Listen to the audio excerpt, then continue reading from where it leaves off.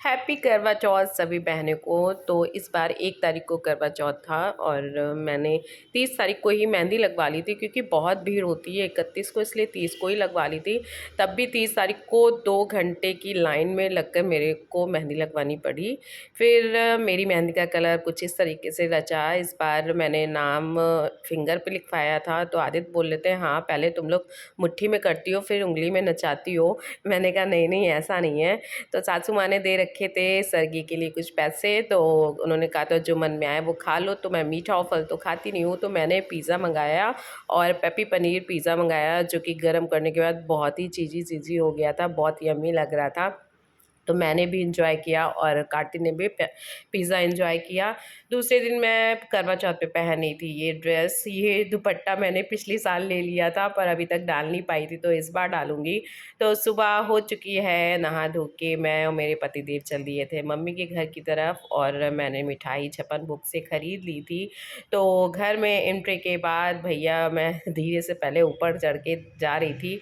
Mummy papa आशीष लोग गए थे नहीं, गाँव गए हुए थे। तो देखा तो मेरे डुग्गू ने दरवाज़ा खोला और सबसे पहले भैया अपने फूफा से, वो चिपक जाता है उसे बुआ से मतलब नहीं, सबसे पहले फूफा से, तो फूफा के सीने से लगे वो उसको चैन नहीं मिलता है।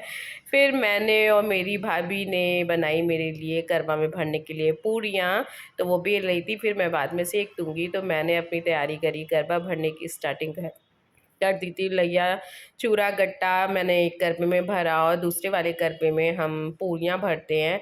सबके अपने अपने रिवाज होते हैं, कोई गेहूँ भरता है, कोई चावल भरता है, तो अपने अपने हिसाब से होता है। और फिर मैंने 5 पूड़ियाँ भरी, क्योंकि खुद ही को खानी होती है। मैं तो 2 ही पूड़ी खाती हूँ, लेकिन क्या करें 2 तो भरी नहीं जाती है, तो 5 भरी जाती है।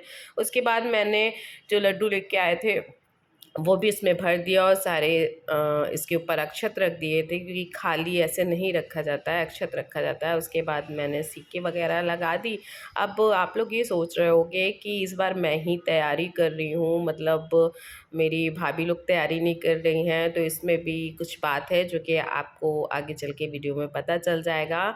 तो फिर मैंने तैयारी शाम हो गई थी, फिर मैंने कलर लगाना आलता लगाना स्टार्ट किया। तो इस बार सोच रही थी कुछ डिज़ाइन मारूं, पर डिज़ाइन मरी मतलब अच्छी नहीं लग पाई, ले जैसे तैसे बस फटाफट हो गया। तो इस तरीके से मेरा ये देखिए आखिरी में मैं यानी बिछिया पहनती हूँ, बड़ी वाली एक सिंगल बिछिया जो डालती हूँ। वैसे तो मैं 2 बिछिया पहन ही रहती हूँ, पर ये सिंगल वाली जो डालती हूँ। और ये देखिए मेरे पैर ऐसे लग रहे थे।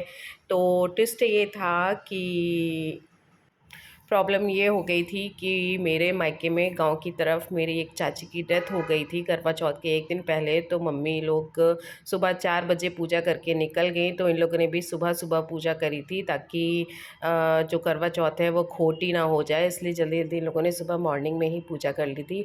तो मैं तैयार होकर पहुँच गई थी अपना छत की तरफ। तो सबसे पहले मैंने रखा अक्षत बिछाया, उसके बाद करवा माता की फ़ोटो रखी और कलश वगैरह के भी नीचे पहले चावल रख दिए थे, फिर उसके ऊपर से मैंने रखा।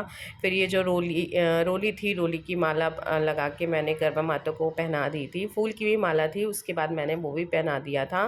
तो इस तरीके से हम ऐसे पूजा करते हैं, सबके अपने अपने हिसाब से पूजा होती है, क्या क्या होता है। पर इस बार मैं अकेली थी तो कुछ समझ में ही नहीं आ रहा था क्या करूँ क्या ना। हमेशा मम्मी लोग सब लोग रहती हैं तो बताती रहती, मैं बहुत सी चीज़ें तो भूल रही थी और बार बार पूछ रही थी कहीं कुछ भूल तो नहीं रही, कहीं कुछ भूल तो नहीं रही। लेकिन चलो इस बार मैं कुछ भूल ही नहीं। फिर पान के पत्ते से मैंने भी रखे कलश के ऊपर, उसके बाद गंगा जल से सारा छिड़काव किया।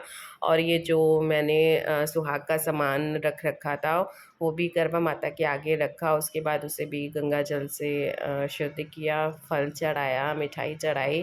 तो इस तरीके से तो मेरी पूजा होती ही जा रही थी और चंद्रमा का साथ में बहुत ही बेसब्री से इंतज़ार हो रहा था। तो जो मैंने पूरी और मिठाई बना रखी थी उसका भोग लगाया और दिया जलाने के बाद मैं अब इसको कलश के ऊपर रख दूँगी। पहले करवा माता की आरती करूँगी, उसके बाद यही दिए दोनों दिए जला के कलश के ऊपर मैं रख दूँगी और उनसे आशीर्वाद लेती हूँ, उनका पैर छूकर कि भगवान मेरा सुहाग सही सलामत बनाए रखना, सारी बहनों का सुहाग सही सलामत रखना।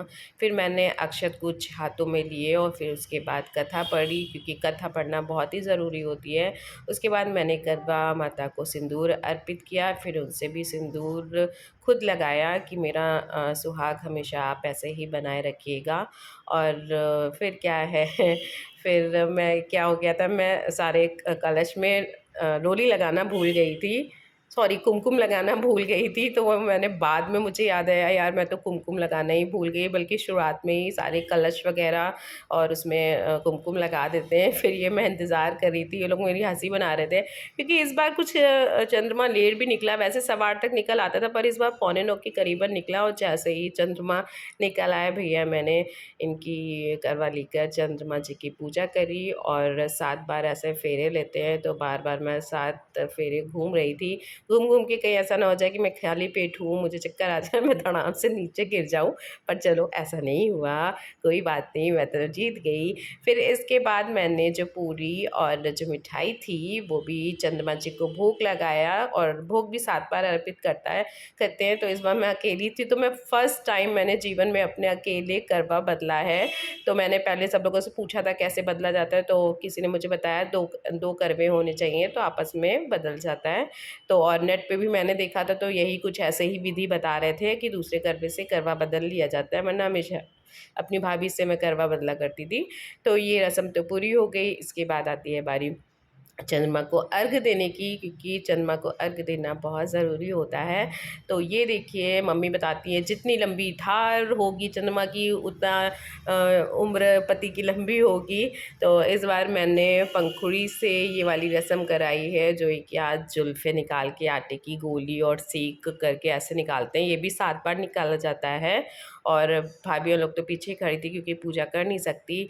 फिर इसके बाद आ गई भैया सबसे बड़ी इम्पॉर्टेंट बात जो कि जिनके लिए व्रत रखा है भाई उन्हीं की पूजा ना करी जाए, ऐसा कैसे हो सकता है। तो इसके बाद मैंने अपने पतिदेव की पूजा करी, और हम दोनों टॉम एंड जेरी वाला हम लोग का रिश्ता रहता है, मतलब पूजा के टाइम भी किच बाजी करते रहते हैं, क्योंकि इनको भी कुछ चीज़ें पता नहीं रहती, मुझे भी कुछ चीज़ें पता नहीं रहती है, तो बहुत डिस्टर्ब होती हूँ मैं भी। फिर मैंने भैया चंद्रमा से पहले चंद्रमा को छन्नी से देखा, फिर अपने पतिदेव को देखा, और इस बार मेरे पतिदेव कुछ ज़्यादा ही चमक रहे थे, छन्नी से बहुत आराम से दिख गए थे, बहुत प्रॉब्लम नहीं। फिर इन्होंने मेरे भरा सिंदूर, पहले 1 बार भरा, फिर 3 बार भरा, फिर बोले रुको रुको मैं 5 बार भर देता हूँ। मैंने ना ना ना भैया, बहुत सिंदूर मेरे नाक पे गिर गया था, बिल्कुल नाक मेरी इन्होंने लाल कर दी थी। फिर उसके बाद इन्होंने मुझे मिठाई खिलाया। फिर मैंने टोका क्या उल्टे हाथ से पानी पिलाते हैं, तो उन्होंने कहा अरे नहीं नहीं रुको सीधे हाथ से पिलाता हूँ। तो यही चीज़ बड़ी खुरपेचिंग होती रहती है हम दोनों के बीच में, बड़ी टॉम एंड जेरी वाली ऐसे मीठी मीठी लड़ाइयाँ होती रहती हैं। फिर मैं भैया पूजा करके चल दी थी कुछ खाने वाने को लेकर। तो घर आ गई, घर पे में जो कि मैं हर करवा चौथ पे मंगाती हूँ बेक्ड वेज और नान या लच्छा पराठा, क्योंकि हर साल मैं बेक्ड वेज साल में 1 ही बार खाती हूँ, वो भी करवा चौथ वाले दिन खाती है। तो ये खा के मुझे बहुत सुकून मिला। सुबह से खाया पिया कुछ नहीं था, मेरी जनी वेट कर रही थी, और ये यमी यमी सा मैं खाना खा के अब सो जाऊँगी। मेरा करवा चौथ कैसा लगा आपको मुझे ज़रूर बताइएगा, और वीडियो को लाइक एंड सब्सक्राइब